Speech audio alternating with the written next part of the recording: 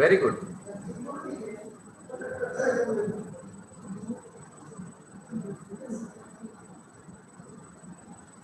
અર્પણ હા કઈ તમારો ભાઈ well good morning welcome to everyone. આજનો આપણો વિષય છે top 10 weapons of Indian army. એટલે કે આપણા જે ઇન્ડિયન આર્મી છે એના ટોપ 10 જે હથિયારો છે એના વિશે આપણે થોડી ઘણી ચર્ચા કરવાના છીએ. તો આપણા દેશમાં પ્રાચીન સમયમાં અનેક નાના મોટા રાજા મહારાજાઓ થઈ ગયા, જેમાં રાજ્ય કે ધનની પ્રાપ્તિ માટે એકબીજા રાજ્યો ના રાજાઓ યુદ્ધો કરતા અને આ યુદ્ધોમાં વિવિધ પ્રકારના હથિયારોનો ઉપયોગ કરતા, જેમાં ભાલા, તલવાર, તીર, ખંજર, ગદા વગેરેનો સમાવેશ થાય છે. ત્યારબાદ વિવિધ હથિયારોના આવિષ્કારો થયા, જેમાં machine gun, fighter plane, rifle, jet વિમાન વગેરે જેવા હથિયારોનો સમાવેશ થાય છે. અને એ બધા જ હથિયારોનો ઉપયોગ કરીને આપણા દેશના વીર જવાનો આજે આપણે પોતાના દેશની રક્ષા કરી રહ્યા છે. પોતાના દેહની ચિંતા કર્યા વગર દિવસ રાત એક કરીને આપણા દેશની રક્ષા કરે છે. તો આપણે હાલમાં જેવા હથિયારોથી આપણા ભારત દેશની રક્ષા કરે છે તે એવા ટોપ 10 હથિયારો વિશેની થોડીક માહિતી આપણે આ પીપીટી દ્વારા નિહાળીએ. જેમાં પહેલા નંબર આવે છે pistol auto 9mm1A. Pistol auto 9mm1A એનો તમે અહીંયા ફોટો જોઈ શકો છો. The pistol auto 9mm1A is a semi-automatic pistol manufactured by Rifle Factory Ishapur. કે પિસ્તોલ ઓટો 9mm1A એ એક અર્ધ સ્વયં સંચાલિત પિસ્તોલ છે જે રાઇફલ ફેક્ટરી ઈશાપોર દ્વારા મેન્યુફેક્ચર્ડ કરવામાં આવે છે, એટલે કે ઈશાપોરમાં બનાવવામાં આવે છે. It is a recoil operated magazine fed self-loading semi-automatic pistol that uses 9x19mm perbellum ammunition. The magazine has a 13 round capacity being based on the original high power. It can also be equipped with a suppressor. એટલે કે તે રિકોઇલ સ્વયં સંચાલિત magazine થી મેળવાયેલ સ્વલોડિંગ અર્ધ સ્વચાલિત pistol છે જે 9x19mm ના પેરાબેલમ એમોનિલિયનનો ઉપયોગ કરે છે. આ મેગેઝિનમાં 13 રાઉન્ડની ક્ષમતા છે જે મૂળ હાઈ પાવર પર આધારિત છે. તે સપ્રેશરથી સજ્જ પણ હોઈ શકે છે. Pistol auto 9mm1A is an Indian Army pistol, but it is also used by the state police and central armed police forces. કે પિસ્તોલ ઓટો 9mm1A એ ભારતની સૈન્ય પિસ્તોલ છે, પરંતુ તેનો ઉપયોગ રાજ્ય પોલીસ દળ અને સેન્ટ્રલ સશસ્ત્ર મતદાન દળો દ્વારા પણ કરવામાં આવે છે. ત્યાર પછી આવે છે ઇન્સાસ એસોલ્ટ રાઇફલ, જેનો ફોટો તમે જોઈ શકો છો અહીંયા. એનું નામ છે INSAS assault rifle. INSAS is a family of infantry arms consisting of an assault rifle and a light machine gun. Light machine gun નું ફૂલ ફોર્મ શોર્ટકટ થાય છે LMG, એટલે કે LMG એટલે લાઇટ મશીન ગન. ઇન્સાસ એ infantry arms નો પરિવાર છે જેમાં assault rifle અને લાઇટ મશીન ગન હોય છે. ત્યારબાદ it is manufactured by the Ordnance Factories Board at Ordnance Factory Tirupalli, Small Arms Factory Kanpur and Ishapur Arsenal. એટલે કે તે ઓર્ડિનન્સ ફેક્ટરી બોર્ડ દ્વારા ordnance factory Tirupalli, small arms factory Kanpur અને Ishapore arsenal ખાતે બનાવવામાં આવે છે. The Inchas assault rifle is the standard infantry weapon of the Indian Armed Forces. એટલે કે INS assault rifle એ ભારતીય સશસ્ત્ર દળનું પાયદળ શસ્ત્ર છે. It is next. It is a gas operated assault rifle. It can be fired a single round or 3 round boost mode. A telescope sight or a passive night sight can be mounted in it. It can take NATO standard 5.56 by 45 mm, SS109 and M193 ammunition. તે gas સંચાલિત assault rifle છે તેને single round અથવા 3 round burst મોડમાં ચલાવી શકાય છે. Telescopic દ્રષ્ટિ અથવા નિષ્ક્રિય રાત્રિ દ્રષ્ટિ તેના પર લગાવી શકાય છે. તે નાટો સ્ટાન્ડર્ડ 5.56/49 SS-109 એ M193 દારૂગોળો લઈ શકે છે. બીજું છે AKM એસોલ્ટ રાઇફલ. તેનો ફોટો આપણે જોઈ શકીએ છીએ.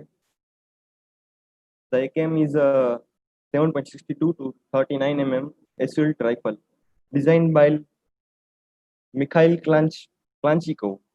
It is a common modernized variant of the AK-47 rifle developed in 1940s. AKM એ 7.62 થી 39 મિલીમીટરની એસોલ્ટ રાઇફલ છે જે મિખાઇલ ક્લાન્ચકો દ્વારા બનાવવામાં આવી છે. તે 1940ના દાયકામાં વિકસિત થયેલ AK-47 રાઇફલની સામાન્ય આધુનિક પ્રકાર છે. Its firing rate reaches 600 rounds per minute and it has two modes, fully automatic and semi-automatic. તેનો ફાયરિંગ રેટ 600 રાઉન્ડ પર મિનિટ સુધીનો છે અને તેમાં બે સ્થિતિઓ છે, પૂર્ણપણે સ્વચાલિત અથવા એક ધીમે ધીમે કરીને સેમી સ્વચાલિત છે. Until now, the AK series of guns have been the most popular assault rifle all over the world. અત્યાર સુધી બંદૂકોની AK series એ વિશ્વની સૌથી વધુ લોકપ્રિય assault rifle રહી છે. Some forces are using the AKM assault rifle, including Ghatak, BSF, Garud, NSG, and Paraforce. કેટલાક દળો જેમ કે ઘટક, BSF,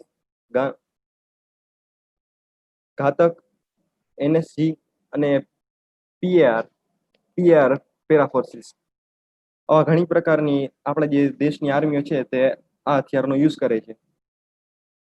ચોથું આપણે જોશી AK-103 એસોલ્ટ રાઇફલ. તેનો ફોટોમાં આપણે જોઈ શકીએ છીએ.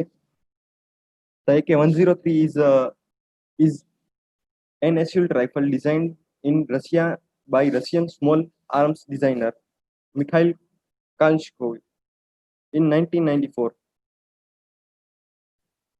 AK-103 એ રશિયન નાના શસ્ત્ર ડિઝાઇનર મિખાઇલ ક્લાન્ચિકો દ્વારા 1994માં રચાયેલ છે. The AK-103 comes with a 7.62 to 39 mm cartridge, a grenade launcher, and a knife bayonet, and is suitable for many kinds of sights, such as telescoping sights and night vision. It is also chambered for 7.62 to 39 mm ammunition. AK-103 એ 7.62 થી 39 mm ની કાર્ટ્રિજનો use કરે છે. એક grenade launcher અને એ ચાકુ બાયોનેટ સાથે પણ તેનો use કરી શકાય છે. The weapon is widely used paramilitary forces, army, special forces and Indian police. આ હથિયારનો વ્યાપક ઉપયોગ અર્ધવૈધ દળો, આર્મી અથવા વિશેષ જે દળો હોય છે તે ભારતીય પોલીસ વગેરે આ રાઇફલનો ઉપયોગ કરે છે. પાંચમું છે વિધ્વંસક એન્ટી મટીરિયલ રાઇફલ. તેનો ફોટો આપણે જોઈ શકીએ છીએ. વિધ્વંસક એ સંસ્કૃત શબ્દ છે જેનો અર્થ થાય છે the destroyer. Vidhwansak is an Indian multi-caliber anti-material rifle. Like તેનો શોર્ટ ફોર્મ છે AMR or large caliber sniper rifle, manufactured by Ordnance Factory, Tiruchirappalli. Vidhwansak anti material rifle Vidhwansak એ એક ભારતીય multi calibre anti material rifle છે જેનો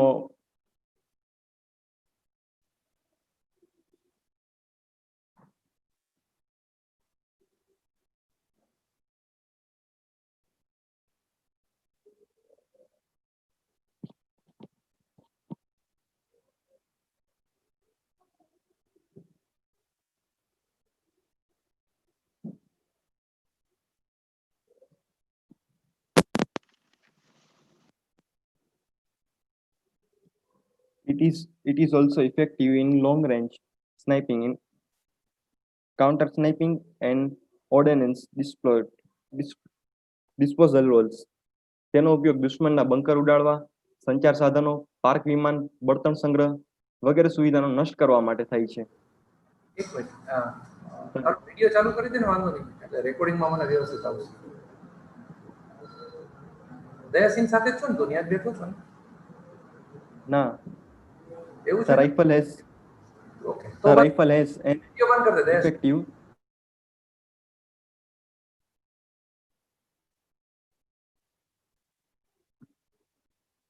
The rifle has an effective range of 1800 meters, while shots can be achieved even up to 2000 meters. રાઇફલની અસરકારક range 1800 મીટરની છે. આખા shots વધુમાં વધુ આપણે 2000 mm સુધી મેળવી શકીએ છીએ આ ગનથી.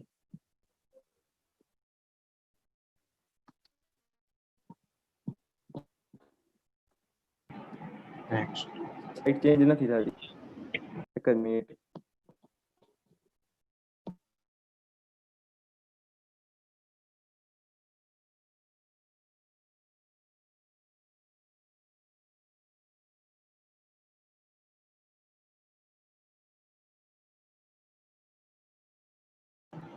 નેક્સ્ટ છે છઠ્ઠા નંબર પર ડ્રેગનોવ HVD 59 સ્નાઇપર રાઇફલ, જેનો ફોટો તમે અહીંયા જોઈ શકો છો.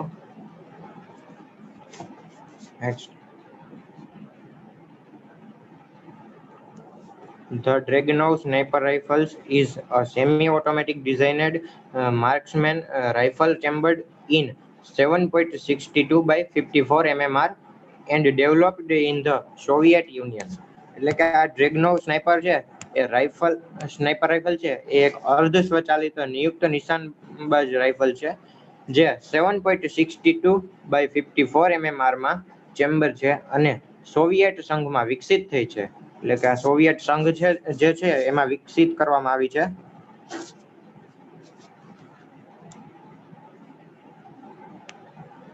Next.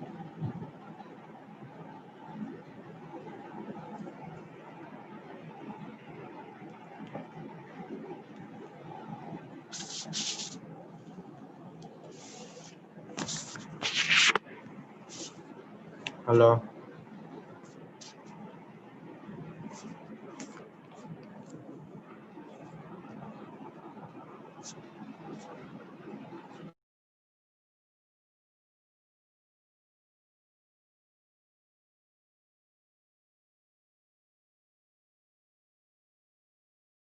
Hello,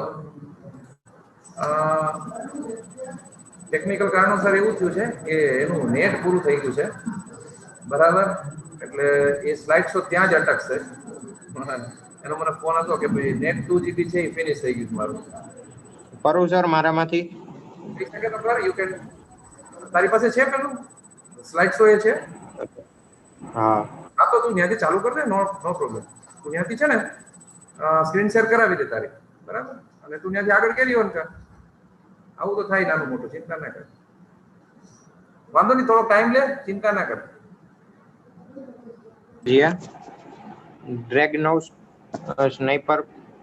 Dragunov SVD 59 sniper rifle.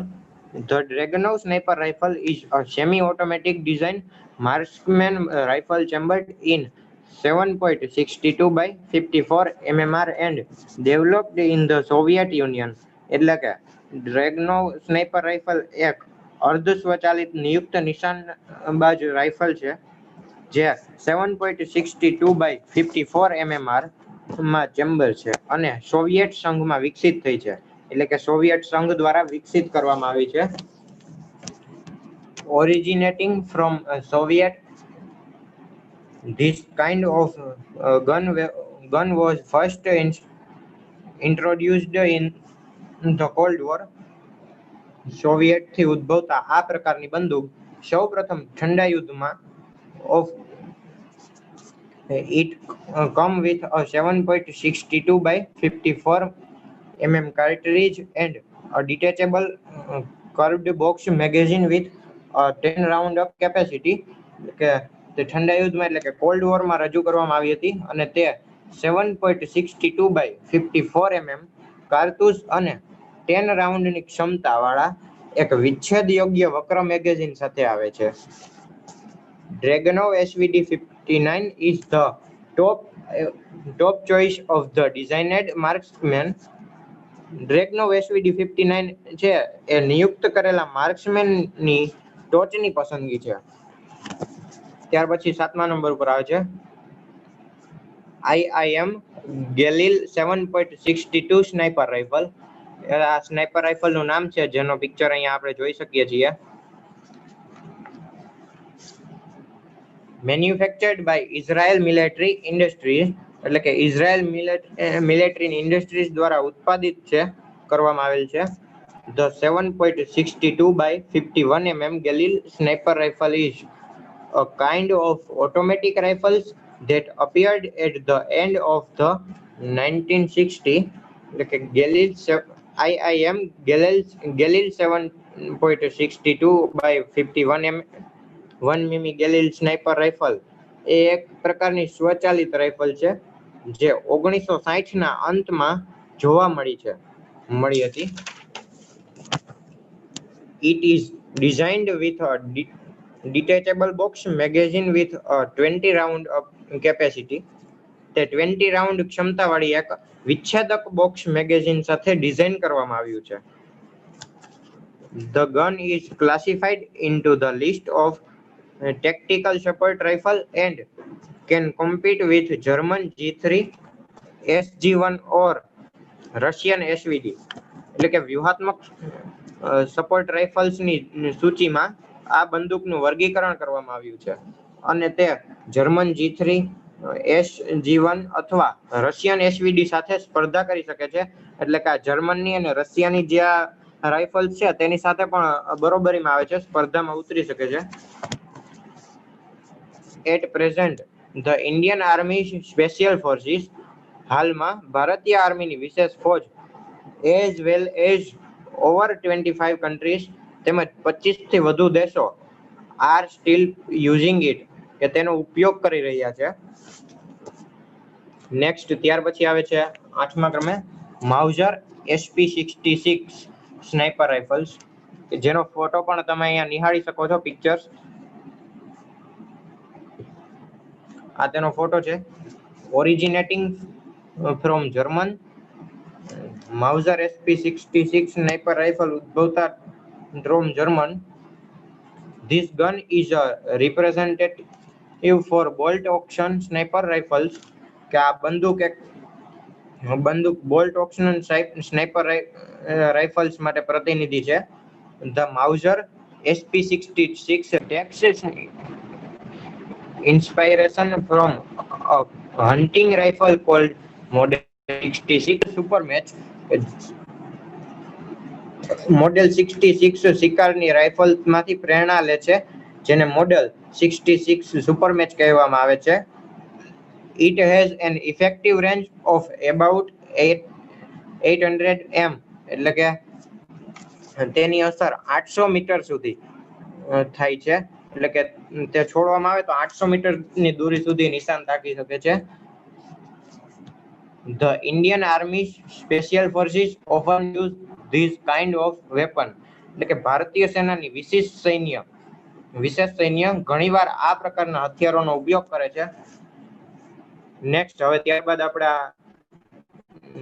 9 અને 10 નંબરની રાઇફલની જે માહિતી છે તે દયાસિંહ આપશે. નવમું છે NSV heavy machine gun designed by Soviet. The NSV heavy machine gun, they are produced at Odense factory.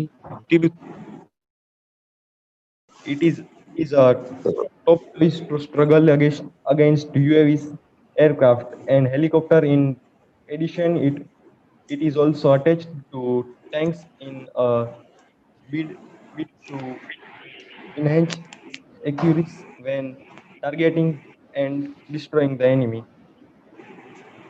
NSV heavy machine gun Soviet દ્વારા બનાવવામાં આવેલ છે. NSV એ હેવી મશીન ગન તેનું ઉત્પાદન ઓર્ડન્સ ફેક્ટરી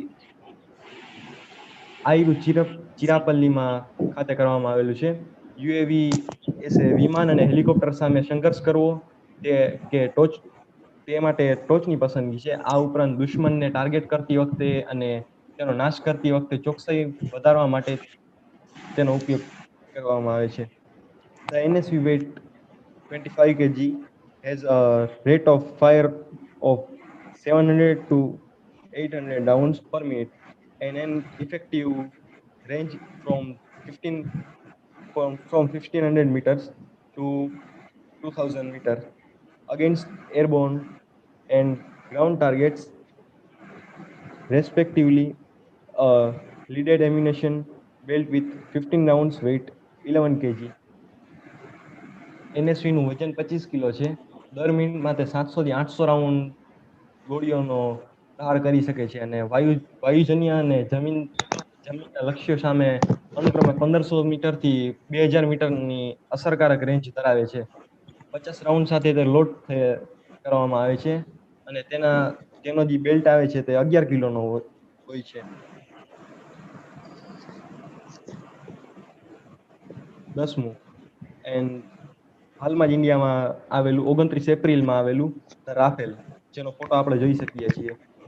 રાફેલે 29 એપ્રિલના રોજ ઇન્ડિયામાં આવેલું છે, જેની ખરીદી આપણી ઇન્ડિયન સરકારે જેના ઓર્ડર પ્રમાણે આપણે ઇન્ડિયન સરકારે 59,000 કરોડ રૂપિયા દીધેલા છે અને 36 રાફેલનો ઓર્ડર કરવામાં આવેલો છે.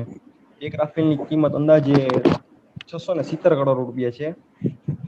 અને હાલમાં આપણી ઇન્ડિયામાં 29 એપ્રિલના રોજ 5 રાફેલ આવેલા છે, જે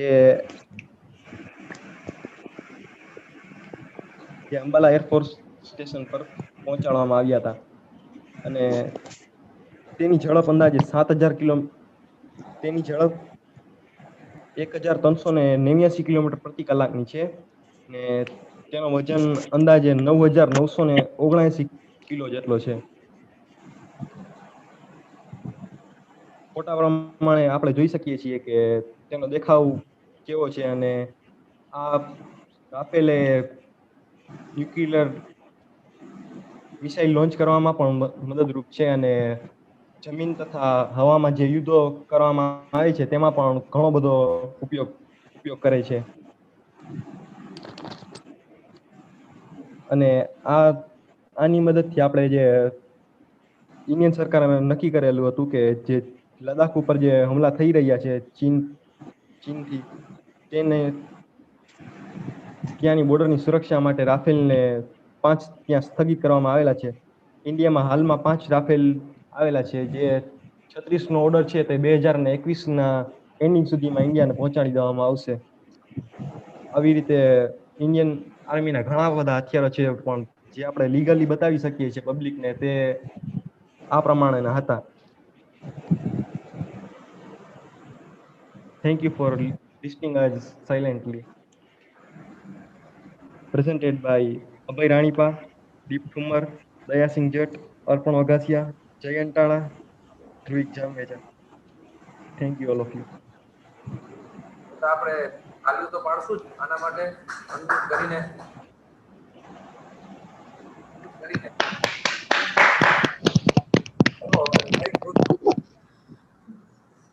આશા છે કે તમને બધાને સારું લાગ્યું હશે. બહુ સરસ.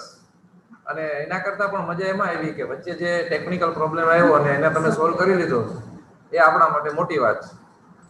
બરાબર છે? ઓકે, હવે આપણે નેક્સ્ટ રાઉન્ડની વાત કરીએ, જેના માટે ટાઈપ ઓફ એનિમલ કમ્યુનિકેશન. બરાબર? ચાલો, બધું માઇક ને બધું હેન્ડ ઓવર કરું છું અને એ સ્ટાર્ટ કરી દો અને જે રીતે. બરાબર? Best of luck. જો છે હો, હે શુભમ? તમારે 20-25 મિનિટ જેવું થઈ જશે. અરે કન્ટિન્યુ રહેશે, આપણે મીટિંગ પૂરી જ નહીં થાય. આપણે અનલિમિટેડ લઈ લીધો પ્લાન. ચાલુ રાખ. તો સુફિયાનને બનાવી દો. સાહેબ, હે? સુફિયાનને host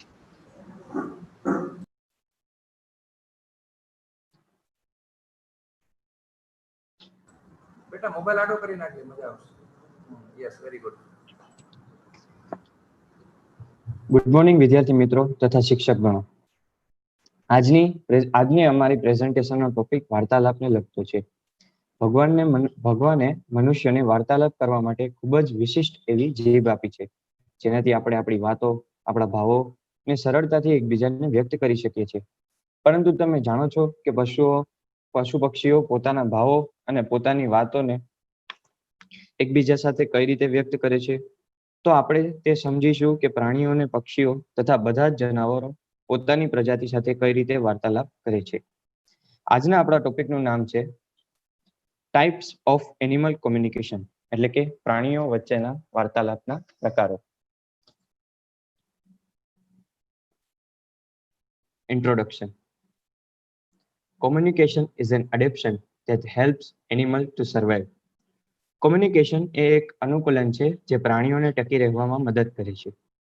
Although animals do not possess the ability to speak words, તેમ છતાં પ્રાણીઓ શબ્દો બોલવાની ક્ષમતા ધરાવતા નથી. They can communicate in much the same way as human do. છતાં તેઓ મનુષ્યની જેમ જ સંદેશા વ્યવહાર કરી શકે છે. They communicate using other methods such as gestures, movements, vocal calls and their sense of smells. તેઓ અન્ય પદ્ધતિઓ જેમ કે હાવભાવ, મુવમેન્ટ્સ, અવાજ દ્વારા અને તેની સૂંઘવાની ઇન્દ્રિયો દ્વારા વાતચીત કરી શકે છે. Animals generally communicate using 4 methods. પ્રાણીઓ સંદેશા વ્યવહારમાં માટે સામાન્ય રીતે 4 પદ્ધતિઓનો ઉપયોગ કરે છે. Types of animal communication. First, visual communication એટલે કે દ્રશ્ય કોમ્યુનિકેશન. ઓડિટરી કોમ્યુનિકેશન એટલે કે શ્રાવ્ય સંદેશા વ્યવહાર. ટેક્ટાઇલ કોમ્યુનિકેશન એટલે કે સ્પર્શેન્દ્રિય સંદેશા વ્યવહાર. અને લાસ્ટ, કેમિકલ કોમ્યુનિકેશન એટલે કે રાસાયણિક સંચાર. ફર્સ્ટ ઓફ ઓલ આપણે જોશું વિઝ્યુઅલ કોમ્યુનિકેશન એટલે કે દ્રશ્ય આધારિત communication. Visual communication ઇન્વોલ્વ્સ signals that can be scene. દ્રશ્ય સંદેશા વ્યવહારમાં જોઈ શકાય તેવા સંકેતો સામેલ છે, જેમાં પશુ પક્ષીઓ, મુખ્યત્વે ચિમ્પાન્ઝી જેવી વાંદરાની પ્રજાતિઓ હાથ અને પગના મૂવમેન્ટ્સ દ્વારા કોમ્યુનિકેશન કરે છે. Example of these signals include gestures, facial expressions, body postures and colorations. આ સંકેતોના ઉદાહરણોમાં હાવભાવ, ચહેરાની અભિવ્યક્તિ, શરીરની મુદ્રાઓ અને રંગોનો સમાવેશ થાય છે. For instance, chimpanzees communicate a threat by raising their arms, slapping the ground or staring directly at other chimpanzee. ઉદાહરણ તરીકે, ચિમ્પાન્ઝીઓ પોતાના હાથ ઊંચા કરીને જમીન પર હાથ પછાડીને અથવા સીધા અન્ય ચિમ્પાન્ઝી તરફ એક ધારે જોઈને ડર ફેલાવતી વાતચીત કરે છે.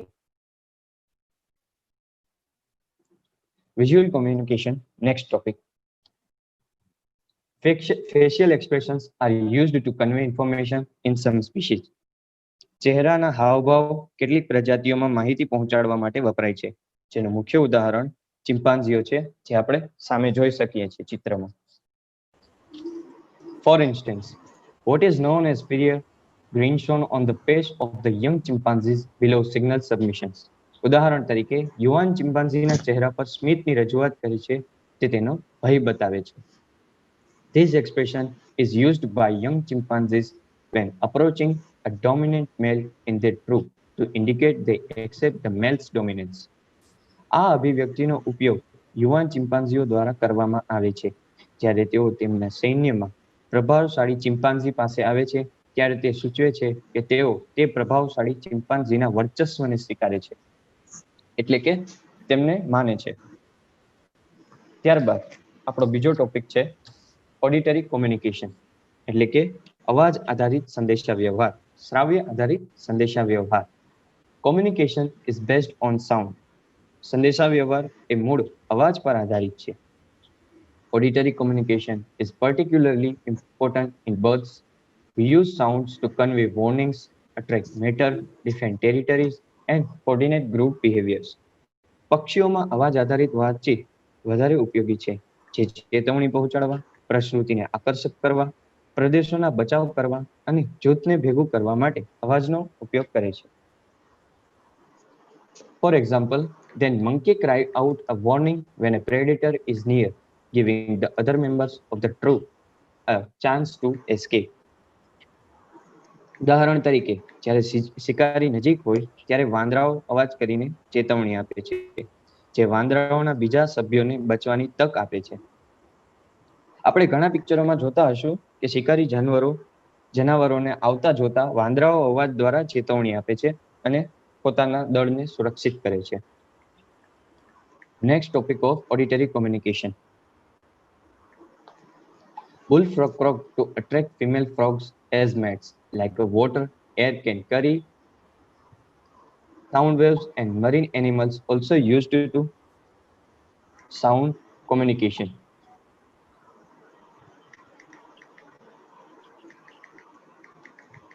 મુખ્ય દેડકો ક્રોક જેવો અવાજ કાઢીને સાથી તરીકેના સ્ત્રી દેડકાને આકર્ષિત કરે છે, જેમાં ઓડિટરી કોમ્યુનિકેશનનો ઉપયોગ થાય છે. પાણી, હવા એ અવાજના તરંગોને પસાર કરી શકે છે. તેને કારણે સમુદ્રી પ્રાણીઓ વાતચીતમાં અવાજનો ઉપયોગ પણ કરી શકે છે. For instance, dolphins produce various noises including whistles, chips and clicks and arrange them in complex patterns. ઉદાહરણ તરીકે ડોલ્ફિન વિવિધ અવાજો ઉત્પન્ન કરે છે, જેમાં સીટીઓ, ચીપર એ ડોલ્ફિનના અવાજનો એક પ્રકાર છે, જેવા જટિલ ઉદાહરણોનો સમાવેશ થાય છે. આથી પક્ષીઓ, વાંદરાઓ અને ડોલ્ફિનો જેવી માછલીઓની પ્રજાતિઓ અવાજ દ્વારા કોમ્યુનિકેશન કરે છે. ત્યારબાદ આપણો ટોપિક છે ટેક્ટાઇલ કોમ્યુનિકેશન, એટલે કે સ્પર્શીય સંદેશા વ્યવહાર. Tactile signals are fairly common in insects. સ્પર્શેન્દ્રિય સંચાર મોટાભાગે જંતુઓમાં કોમન હોય છે. For instance, a honeybee forger that's found a food sources will perform an intricate series of motion called a waggle dance is done in darkness inside the nest.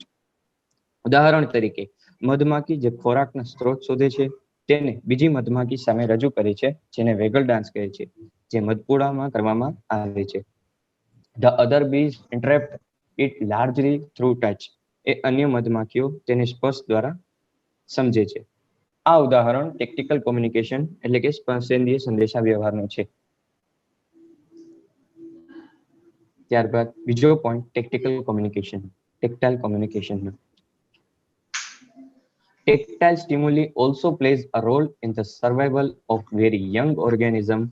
For instance, newborn puppies will instinctively knead at their mother's mammary glands, causing the release of the hormone oxytocin and production of milk.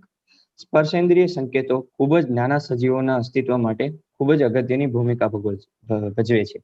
દાખલા તરીકે નવા જન્મેલા ગલુડિયાઓ તેમની માતાની સ્તનધારી ગ્રંથિઓ પાસે ગોઠણીએ બેસે છે, જેના કારણે દૂધના ઓક્સિટોસિન હોર્મોન મુક્ત થાય છે. તે પણ ટેક્ટાઇલ કોમ્યુનિકેશનનું એક ઉદાહરણ છે. આથી સ્પર્શેન્દ્રિય સંદેશા વ્યવહારનો ઉપયોગ મધમાખી જેવા જંતુઓ અને નાના સજીવો દ્વારા થાય છે.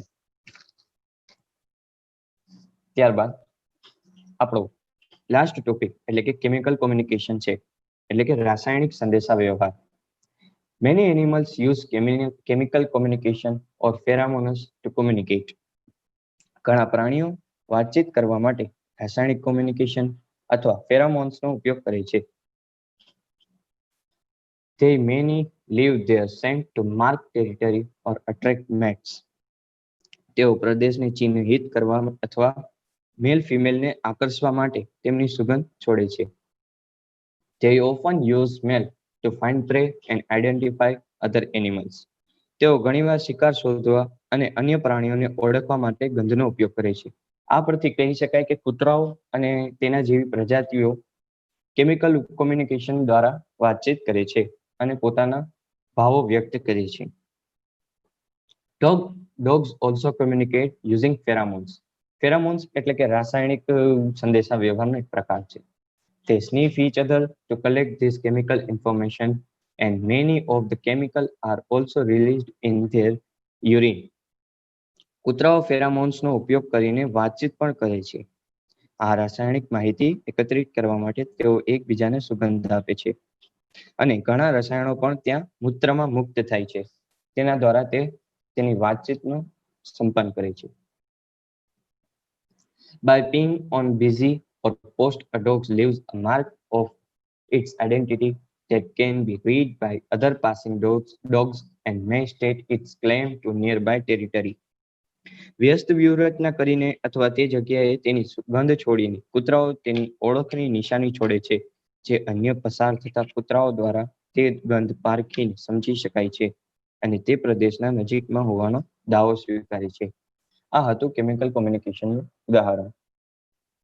આ પરથી આપણે કહી શકીએ કે જનાવરો બધી જ પ્રકારના પ્રાણીઓ, પશુ પક્ષીઓ આ રીતે વાર્તાલાપને કરે છે.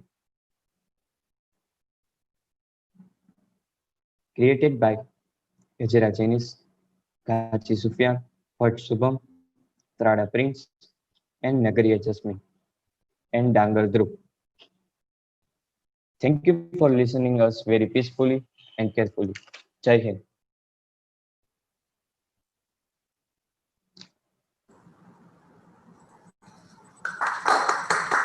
Thank you, sir.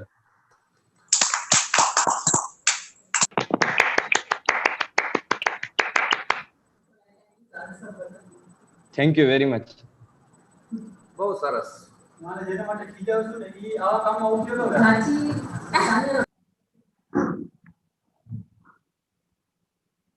કેમ છો બધા વિદ્યાર્થીઓ? તમને મળીને બહુ મજા આવી અને બંને ગ્રુપે બહુ સરસ રજૂઆત કરી. માહિતી તો તમને સરસ મળી ગઈ. હવે તમારી કસોટી એમાં છે કે તમે એને સામાવાળા સામે કેવી રીતે રજૂ કરો છો, અને રજૂઆતનું બહુ મહત્વ છે. એક જ વિષય વસ્તુ હોય એના પર બંને ગ્રુપ રજૂ કરે તો જે અસરકારક રીતે રજૂઆત કરી શકે એ સફળ થાય. તમારે ભવિષ્યમાં સેલ્સમાં, માર્કેટિંગમાં જવાનું હોય ત્યારે તમારા બહુ સ્કિલ કામમાં આવશે. સરસ પ્રયત્ન કરો છો. તમે જે ઇંગ્લિશમાં મટીરિયલ લો છો એને તમારી ભાષામાં સરળ રીતે ઇંગ્લિશમાં ટૂંકું કરીને મૂકો અને માતૃભાષામાં સમજાવતા હોય એ રીતે મૂકો તો ખૂબ સરસ તમારું થશે. મહેનત બહુ સરસ છે બધાની અને આગળ હજી વધારે સારું મળશે અમને એવું લાગે છે. ગઈ વખતે પણ અમે આ ટાઈપનું જોયું હતું, તો આ વખતે તો ઘણું બધું સરસ લાગે છે. એટલે બધાને ખૂબ અભિનંદન કે ઘરે રહીને પણ તમે આટલું સરસ કરી શકો છો. ઇંગ્લિશમાં ઉચ્ચાર બને એટલા યોગ્ય થાય અને બે શબ્દો વચ્ચે યોગ્ય અંતર રખાય, વધારે પડતું ઓછું નહીં અને એકદમ ઝડપથી નહીં, તો તમારું વધારે સરસ કોમ્યુનિકેશન હશે અને આ રીતે તમે સફળતા તરફ એક ડગલું આગળ વધો છો. બધાને ખૂબ ખૂબ ધન્યવાદ અને જે આવનારા છે એને અમારી શુભેચ્છા.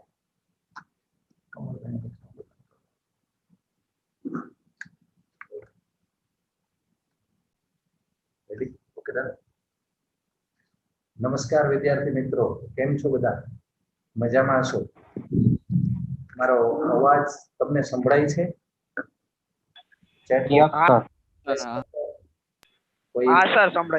Okay, thank you. ખરેખર અત્યારે શબ્દ નથી મળતા કે પરેશભાઈ અને તમે આ બંને કે જે દૂર રહીને ઓનલાઈન આ જે પ્રયોગ કર્યો છે અને જે પ્રક્રિયા તમે ચાલુ કઈ રીતે ગયા વર્ષે અને એ પ્રક્રિયા અત્યારે પણ તમે ચાલુ રાખી. અને મેં 2-3 વિડીયો જોયા. એ પહેલા પરેશભાઈ સાથે મારી વાત પણ થઈ હતી, તો ખરેખર મને ખૂબ આનંદ થયો કે તમે ખૂબ સરસ તૈયારી કરીને, પ્રેઝન્ટેશન તૈયાર કરીને અને એક પ્રોફેશનલી તમે કોઈ ટ્રેનિંગ લેતા હો અને કહેતા હો એવું આઉટપુટ આપવાની જે તૈયારી બતાવી છે એના માટે અહીંયા બેઠા બેઠા હું તમારા માટે ક્લેપ કરું છું. આ પ્રક્રિયાની અંદર તમે ખૂબ સપોર્ટ આપજો, કારણ કે રિયલ વસ્તુ આ છે, રિયલ એજ્યુકેશન આ છે, સાચું શીખવાનું આ સમય, અસામાન્ય સમયમાં આ છે. ખોટા તમારી સામે વખાણ નથી કરતો. ખરેખર મને ખૂબ આનંદ થાય છે કે આપણી સ્કૂલ એકમાત્ર એવી છે કે જેની અંદર જે સ્કૂલ ચાલુ થતું હતું ને એવી પ્રક્રિયાઓ અત્યારે દેવા માટેનો પ્રયત્ન કરે છે. કોઈ તમે તમારા મિત્રો સાથે વાત કરજો અન્ય સ્કૂલમાં હોય તો કે આવું કંઈ થાય છે, તો એમ કહેશે કે ના, ઓનલાઈન અમે ભણીએ છીએ પણ ઓનલાઈન અમે પ્રવૃત્તિ નથી કરતા. આજે તમે ઇતર પ્રવૃત્તિ પણ ઓનલાઈન કરવાનું પગલું ભર્યું છે. તો ખરેખર બધા લોકોને ખૂબ ખૂબ ધન્યવાદ. આ એક ગ્રુપ, આ એક ટીમ, આ એક સ્ટેજ જે છે 2020 એ તમને આવનારા 10 વર્ષ પછી તમે જ્યારે વાત કરશો ને કે અમે આવું કરતા હતા, અમે આવું કરતા હતા, ઘરે રહીને 6 મહિના સુધી સ્કૂલ નહોતા જઈ શકતા, બધું જ બંધ હતું અને એ સમયે અમે ઘરે બેસીને આ કરતા હતા, તો એક ઇતિહાસનું એક સરસ મજાનું પેજ બની જશે તમારા માટે. તો અગેન થેન્ક યુ, ખૂબ સરસ. અને આ વસ્તુ ચાલુ જ રાખો, જેટલી પ્રવૃત્તિ આવે એટલી પ્રવૃત્તિમાં ભાગ લેજો પ્લીઝ. આજ એવો અસામાન્ય સમય છે કે જેમાં આપણે આપણી જાતને શ્રેષ્ઠ પણ સાબિત કરી શકીએ. રાઈટ બેટા, થેન્ક યુ. તમારામાંથી 2 મિનિટનો સમય મેં લીધો, પણ મારાથી રહેવાનું નહીં એટલે પરેશભાઈ પરેશભાઈને મેં કીધું કે પ્લીઝ મને છેલ્લે 2 મિનિટ આપો. Again thank you Pareshbhai, thank you all of you.